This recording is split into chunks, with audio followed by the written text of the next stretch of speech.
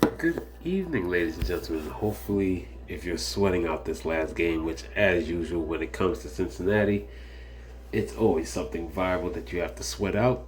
As for me, not too much, aka, I did not have Taysom Hill. So, there goes that. Um, but I'm here with a very early and getting a head start on the week 12 strategy. I'm here to get the quarterback top plays videos down. So let's get right into it. If you hear me pause and maybe sound interrupted, I am literally streaming the uh, the Chargers and Bengals game, which has implications. I'm also fighting for some satellite tickets right now that I've jumped into for the hockey contest on December 3rd. Other than that, it's just a case of whatever I cash and is what I cash, and we'll move on to week 12. So let's get right into it. Big takes on two double threat QBs. Jalen Hurts, 9,300. Jaden Daniels against Dallas.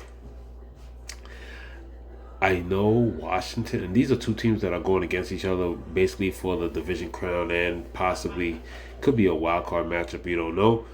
But the thing where I give Jalen Hurts the advantage, even though he has a monster in Saquon Barkley that can take on the game for him, ever since the running, ever since the rib injury for Jaden Daniels, that has basically lowered his ceiling. He's not running as much as he was early in the season, as you can see with the 16, 10, 12, 8, 11. Ever since the rib injury, that's really tapered down. Like 8 is a high, and now it's been 3, 7. He's not getting far. He's not extending the run. As soon as somebody gets near, he's pretty much sliding.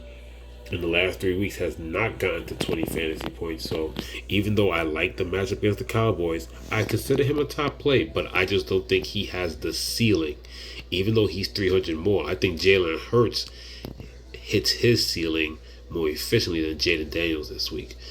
Jared Goff, one of the most efficient quarterbacks in the league. Another great game by him. He's at Indy now, as I always said. Detroit does have a hint of, flubbing a game up when they're on the road, especially their defense.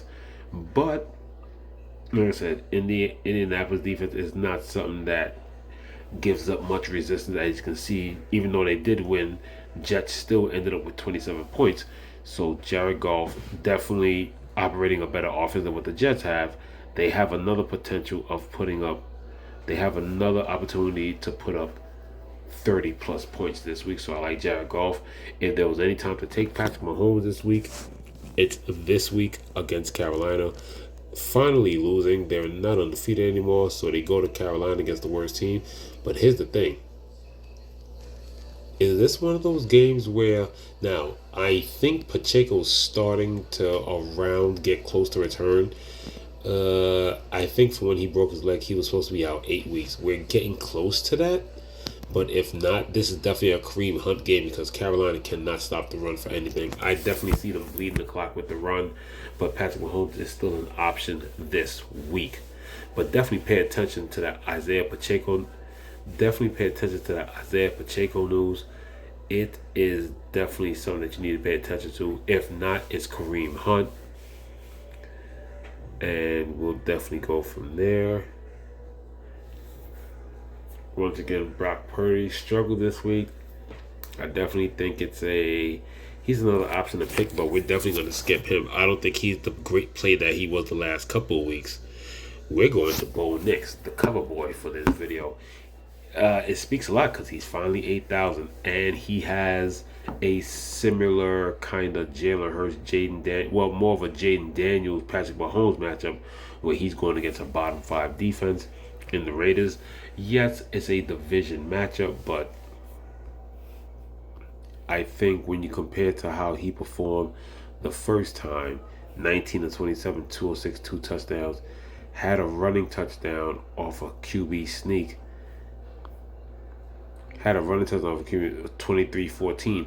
He has played better and has gotten better in the league.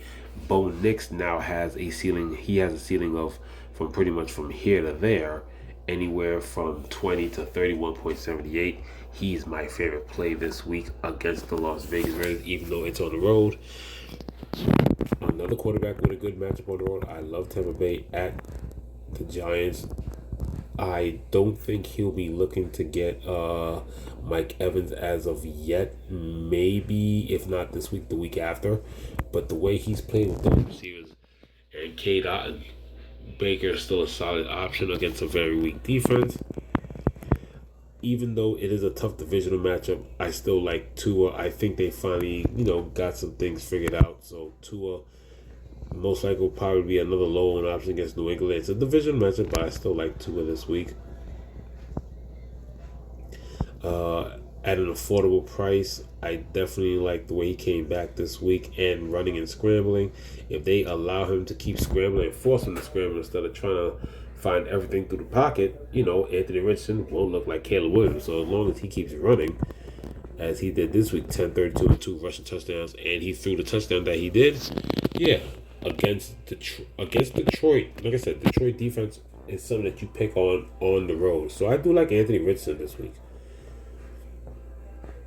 On top of that, even though it is somewhat of a tough matchup, as long as the offensive line keeps Matthew Stafford healthy, it is a secondary that you can attack. I do like Matthew Stafford. Matthew Stafford double stacks definitely had you profiting well this week, or at least trying to win contests. So I think that's viable again.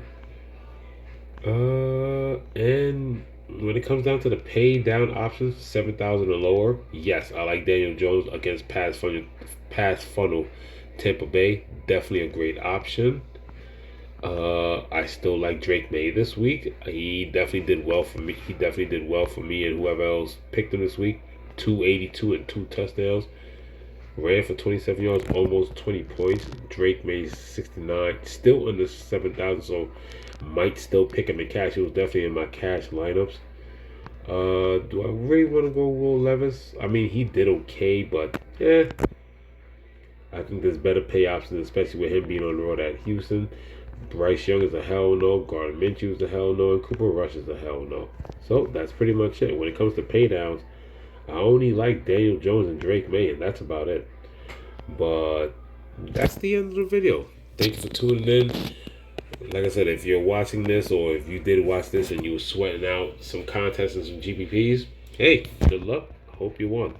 If not, here's an early head start on week 12. This is Grade A Fantasy. Signing off.